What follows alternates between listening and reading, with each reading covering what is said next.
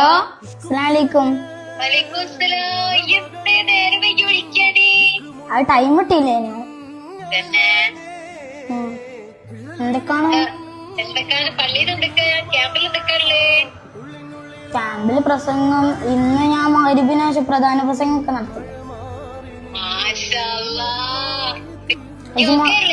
ഓ ഉമ്മ, ഞാൻ പിന്നെ വേറെ ഇമ്പോർട്ടന്റ് കാര്യം പറയാൻ വിളിച്ചതാ. ഉമ്മക്ക് ഉപ്പക്കും വേണ്ടി ഞാനൊരു സ്വർഗത്തിലൊരു കൊട്ടാരം ഉണ്ടാക്കി വെച്ചിരുന്നു. ഉമ്മക്ക് ഉപ്പക്ക് വേണ്ടിട്ട് ഞാനൊരു സ്വർഗത്തിലൊരു കൊട്ടാരം ഉണ്ടാക്കി വെച്ചിട്ടുണ്ട്. കരയല്ലേ?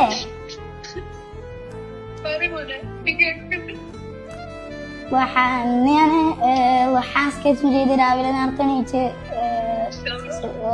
തഹജ്ജുദ് നിസ്കരിച്ചു. തഹജ്ജുദിന് ശേഷം ഞങ്ങൾക്ക് വേണ്ടി കുറെ ദുആ ചെയ്തു.